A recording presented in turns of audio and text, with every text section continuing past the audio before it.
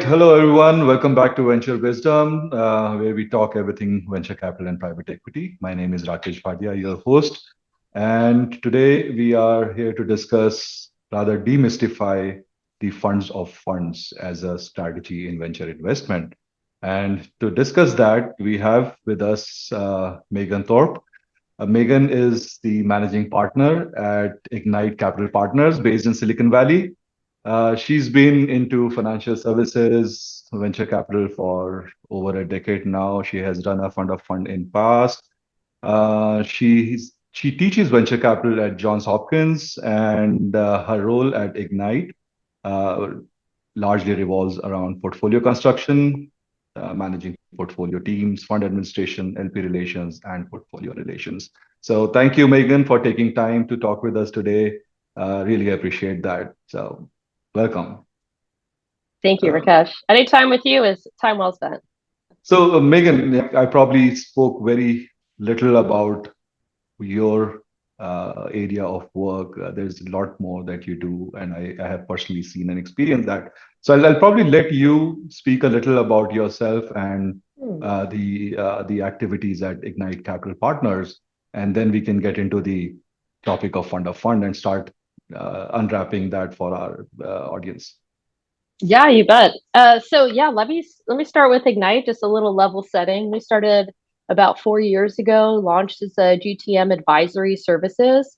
So that was launched by Bill Berry, and a lot of the thought process and vision that went into that was seeing early stage companies, these pre-seed, seed stage companies, not really understand how to develop the right type of go-to market, not understanding the value of relationships and partnerships, especially at the corporate enterprise level. And so Bill got in there, started working with a lot of the early stage companies. And one of the pain points that came from that was a lot of these companies needed funding. And so we launched an investor relations business line, being able to support the companies, not just with GTM, but also with fundraising as well. And September 2023 already, a year and 16 months later, we have an event series that we launched in tandem with that. So a lot of this was helping create strategic relationships with these early stage companies. We ended up meeting a lot of really great investors who are angel investors, their family offices, their venture capital funds. It was just a lot of expansion in our ecosystem. And this allowed us to expand now another business line that allowed us to get into investments. So my background was well suited to be able to help lead the charge on the investments, coming from the RIA space, working with wealth managers for the earlier part of my career, about 7 years. And then when I came to Silicon Valley, again, after now 7 years, really just fell in love with entrepreneurship. So working with early stage companies. So it was really a good hybrid for me to lead our investments. We placed several investments last year through VC funds. And then we also, through that, were able to get access to about 24 individual startups in the AI space. So we do a lot at Ignite. Those who don't know us and are locally based would love to meet you, come out to some of our events, create new connections, and happy to go in any sort of direction. But yeah, I think when we're talking about investments, especially in venture capital, I think it's really important for us to underline the value of relationships. And everyone talks about getting exclusive access to deal flow, but how do you do that? And it's having the relationship, being a trusted partner. And so I think it's really important to say that the go-to market, the investor relations, the events, the investments, it's all intertwined. And it's really important for investors to be able to show up and create a lot of value, not just for their investments, but for their investors.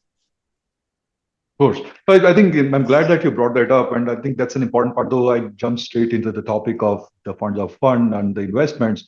But I must tell you that how big a fan I am of the kind of community building Ignite has done in past couple of years. I have the first-hand experience, and I have been a first-hand beneficiary of that as well. So thank you for doing that for the ecosystem. We appreciate that. Thank So you. Thank you for being part of it. it's a pleasure. So yeah, so getting onto the topic, and said we would like to demystify the funds of Mhm. fund as a strategy in venture investment for our audience. And while it's too large a topic to probably cover in one episode, we'll probably jump a little more into what is it that funds of fund have to offer to the LP relations? How do you engage and so on? So if you have to just start on that aspect, if you could quickly just mention about what exactly is a fund of fund? How is it Hmm. different from the traditional institutional LP? And what is its role in the investment ecosystem? Definitely. So as we think about entities within venture capital, you have your direct investments, which is to a startup. You have your VC investments, which will allocate to a number of startups. And then you have your fund of funds, which will allocate typically to VC funds, right? And so it's a sort of like ripple effect. We are a hybrid fund of funds. So we want to invest in both VC funds and direct investments. Diversification is a huge opportunity there. And it also creates better opportunities for outside returns. So you asked me about sort of demystifying this fund of funds, who's doing it, why are they doing it? We often, when we're looking at the alternatives investment space, now I ask everyone to sort of take a macro view because I think we're so intertwined in our realities, our day to day of like early stage venture that we forget that the folks who are investing have to achieve certain types of investment objectives, right? And so it typically, I would say probably in 99.9% of the cases will not be all venture capital. So we have to look at the alt space, we have to look at public investment opportunities. We have to look at, income driven types of investment opportunities. So there's a lot of different plays on how alts actually falls into a portfolio. Within alternative investments, we have real estate, we have later stage private equity like buyouts and the PE firms for the companies that are post revenue, larger EBITDA, all of those type of characteristics. So when I talk about venture capital, I'm really talking about pre-seed, seed, series A. And that's kind of it. That's that small niche. So a lot of the reasons why folks are drawn to early stage venture capital is this, risk reward profile that they have because they fall in love with founders or because they fall in love with a part of the industry that they know is going to be up and coming in the next 5 to 10 years, right? And so they want to invest the capital now because they're deep domain experts.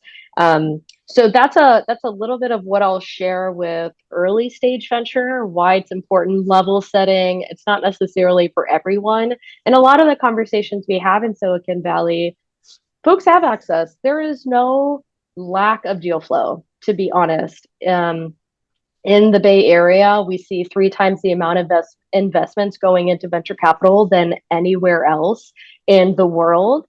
So we are a hub of innovation. A lot of that has to do with getting access to really good engineers, right? So we have engineers from all over the globe coming here, building and working for these larger enterprises, being inspired, working for early stage startups.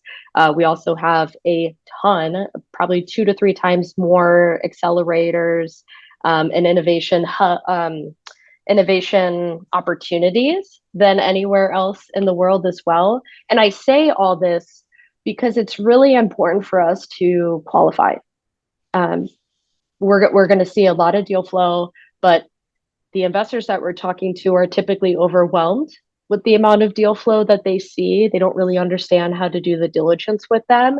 And then it just becomes this thing where you either dive in and it's all encompassing, or you just stray away because you're like, I don't really feel comfortable making those decisions. So a fund of funds is actually a really good, I don't want to say introductory way of getting into venture capital, but it kind of is. It's one of those opportunities. And for the tech executives that we do work with, they have full-time jobs. They are doing something full time. They don't have time to be doing the diligence and professional management of the venture fund. So we'll get an allocation from them, and then it's a lot of education. It's a lot of here's access to the best cream of the crop deals that we've seen, and being able to invite them to the events and sort of show them from a passive way on how they could be impactful, sort of figure out their roadmap on how they want to get involved with venture. Let me pause there because I could talk about this all day, but I want to make sure that we're getting into the nitty gritty of what you want to discuss. No, of course. No, this is interesting. And what I hear right now, so even from the investor profile point of view, if we see, there's one mention of the HNIs, UHNIs slash tech execs who have become the HNIs of the valley for that matter. Uh, I hear there's a clear reason. Okay, they don't have time. They don't have the bandwidth to do the diligence. They don't have bandwidth to manage the portfolio once the investment is done. For them, a fund of fund or a VC fund investment makes sense. How about if we switch it to the institutional investors? Why would they choose a fund of fund over a VC manager directly?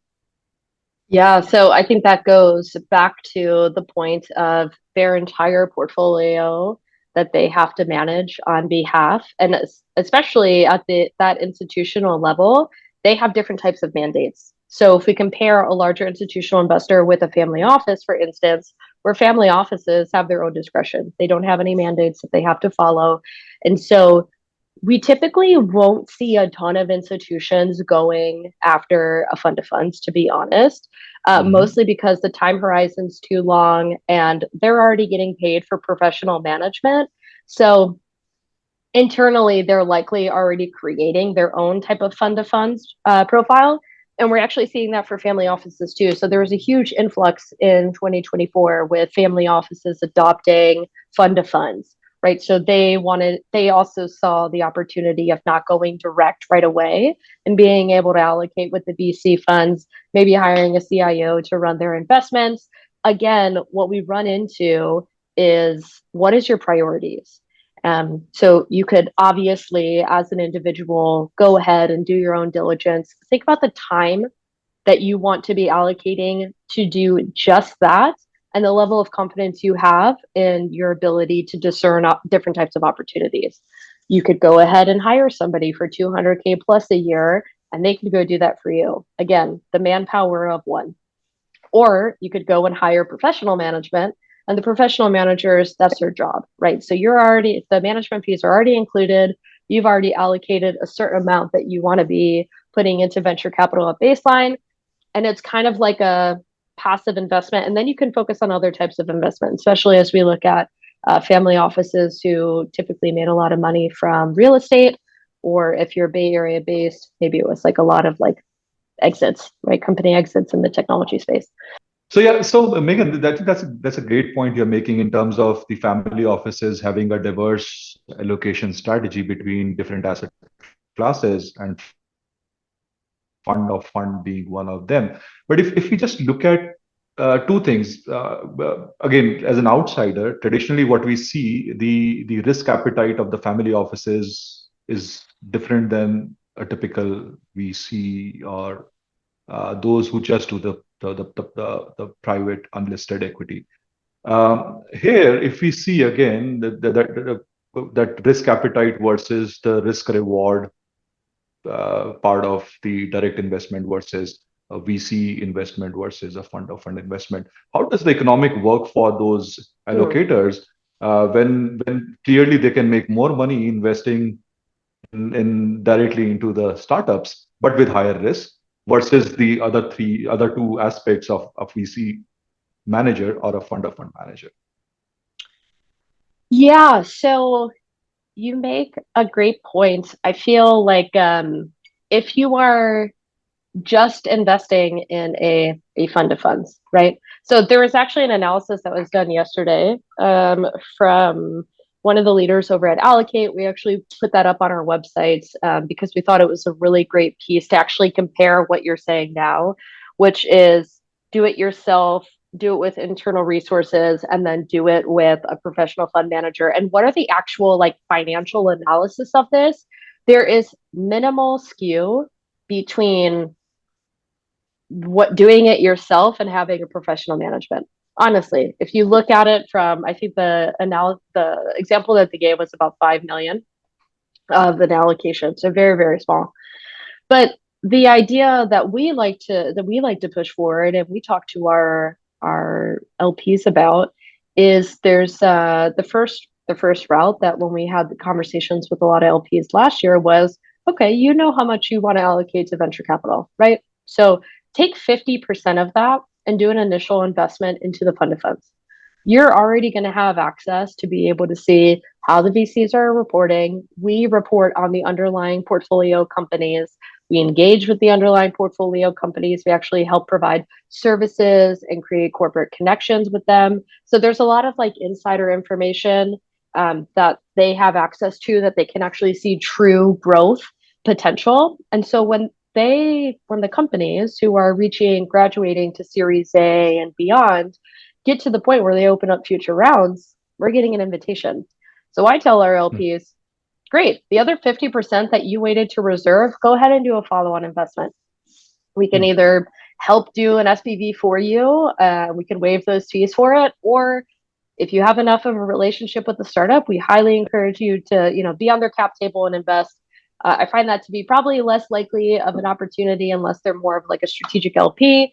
But yeah, I mean, that's just an easy strategy that folks can do. So that way that they can participate in what this vehicle is designed to do. And it's designed to de-risk venture capital, right? So it's not a all in or nothing. It is a being more strategic about it, which is actually part of the reason why we navigated and launched the Access Fund this year, which allows us to do direct investments because now investors don't even have to worry about that. So they can do an investment into our fund, we'll allocate to the VCs. And then when the VCs have the underlying startups that are higher performing, we can actually double down on them with our reserve ratio.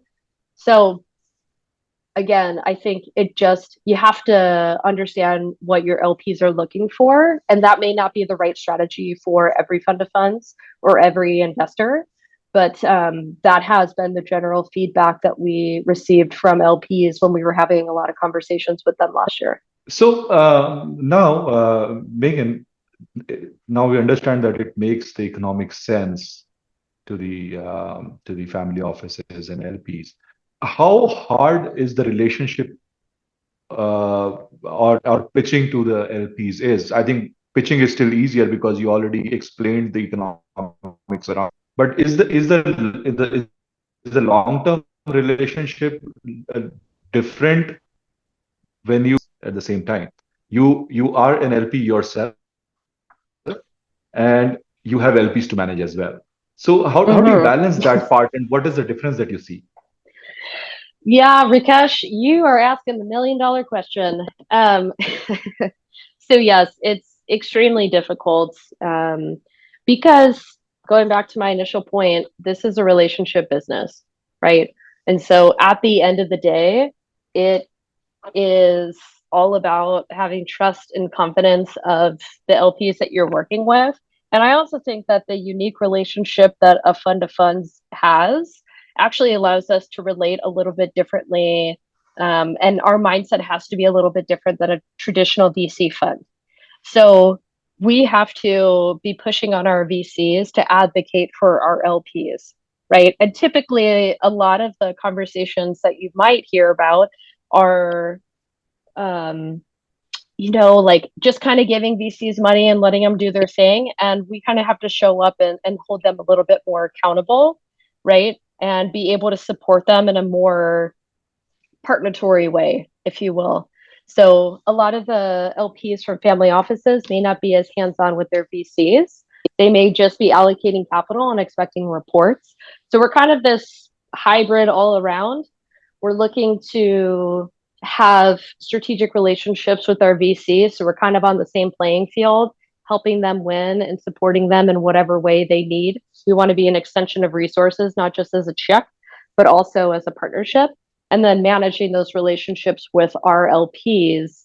And every LP is very different. Some of them want to be able to have board seats with the underlying companies. Some of them just want the returns. So and I think there's this very cheesy saying about family offices, but it's very true. Is like, one family office, one family office. And So just kind of finding the right family offices where we like have that relationship, have that trust, and we're all aligned with what we want to accomplish with this investment vehicle.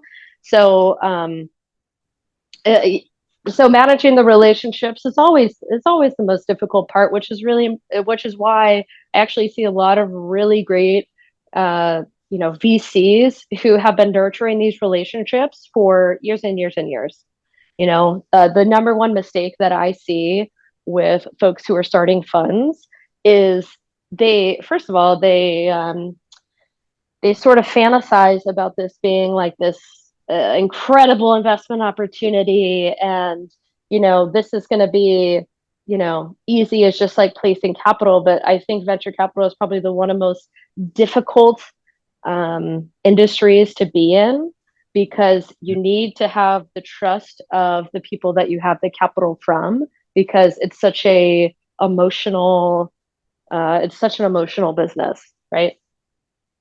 So hopefully that's helpful. But yeah, we have we have a dedicated investor relations team. We do our quarterly LP reports for our investors, and then we have ongoing events. And so a lot of this is staying in constant contact with them in a way that they can sort of lean in, or they can passively like lean out. You obviously don't want to um, you want to manage that fine line of not making this too much work for them, but also just continuing to provide value, um, so they can feel confident about things that are happening. The last thing you want to do is sort of just only be sharing them with them financials, because the truth is, with any fund there's going to be ups and downs, right? And so you want to be Yeah. proactive, you want to show them the activities that you're doing, you want to build those relationships, so when they receive emails that are report, it's secondary. They already know, right? They're already kind of involved. So and more deal flow and more relationships can be built from those existing ones. Is that helpful?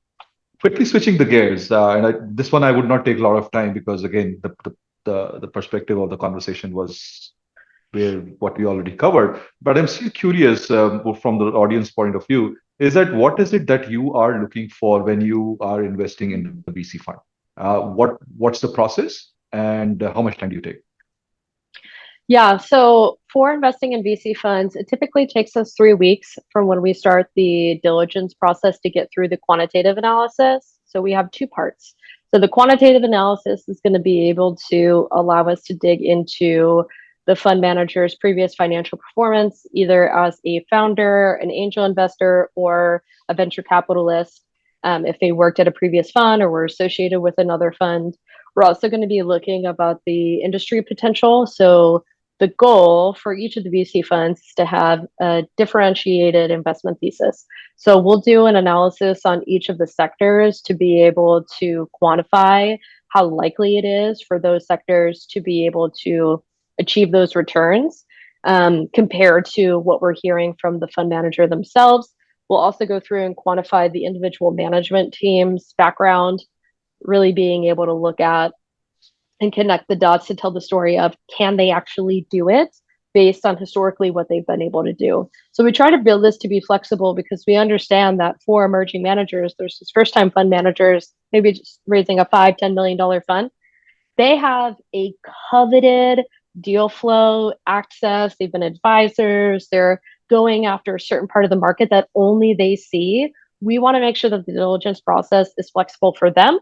And then for also the fund three fund managers who have done it not once but twice, looking at coming on that 10-year fund life cycle for their first fund, right? So we can actually see what are the outcomes and how they invest. And they also own a part of the market, right? They're going to be, on fund six, they're going to be around for a while. So let's start that relationship with this fund three that they're opening up now. So we very heavy quantitative analysis initially.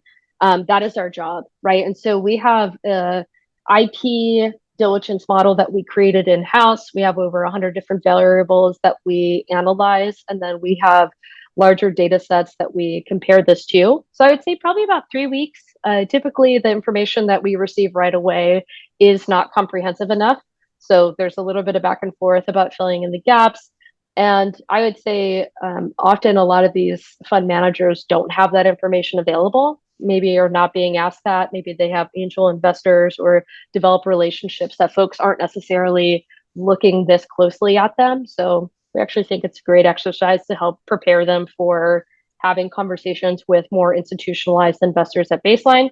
Um, less of a burden. So yeah, that's a lot of the quantitative things that we're looking at. And then I would say probably it depends on the fund manager and how close of a relationship we have. We've been working on developing relationships over the last 14 to 15 months with a number of fund managers.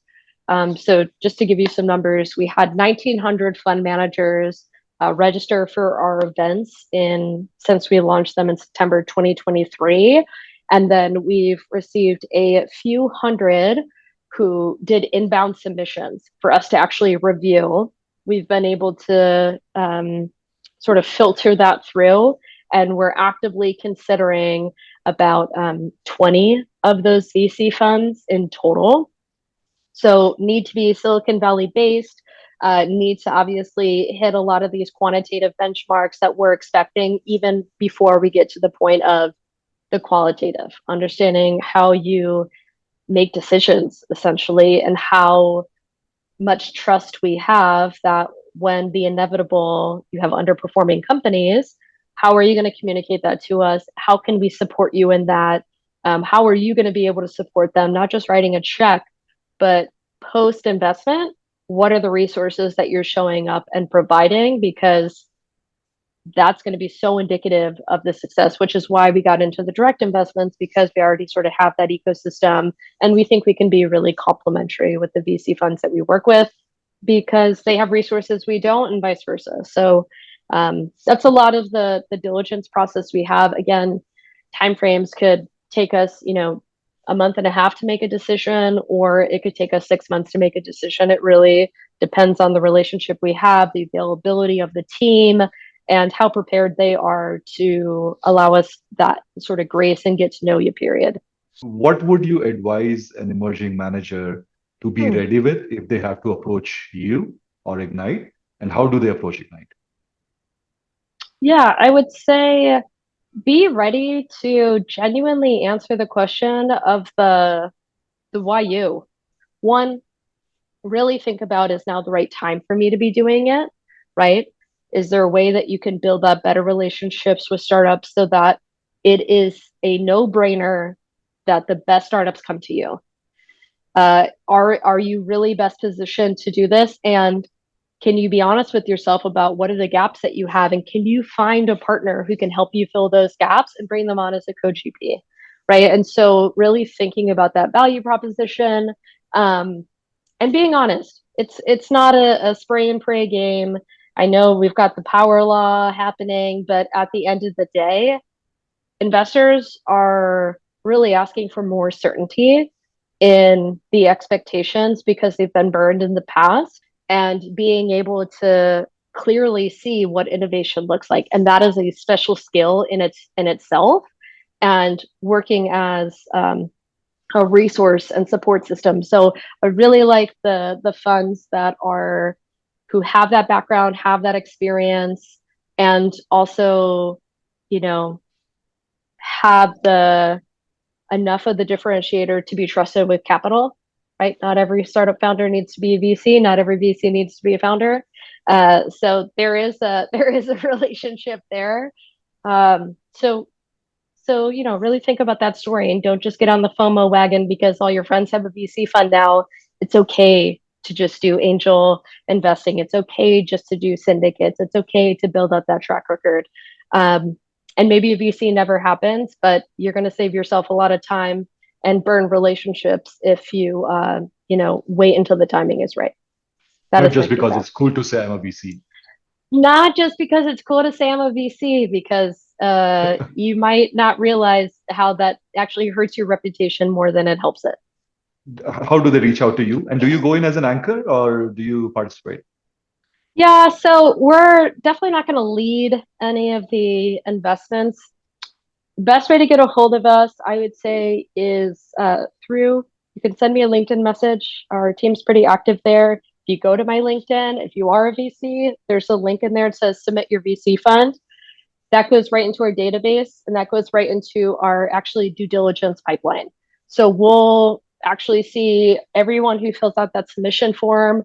We do have to physically go through, look at everybody, and follow up and make sure that we're reviewing. So I would say if you are currently raising, that is probably the best way to do it. You'll get an automated message.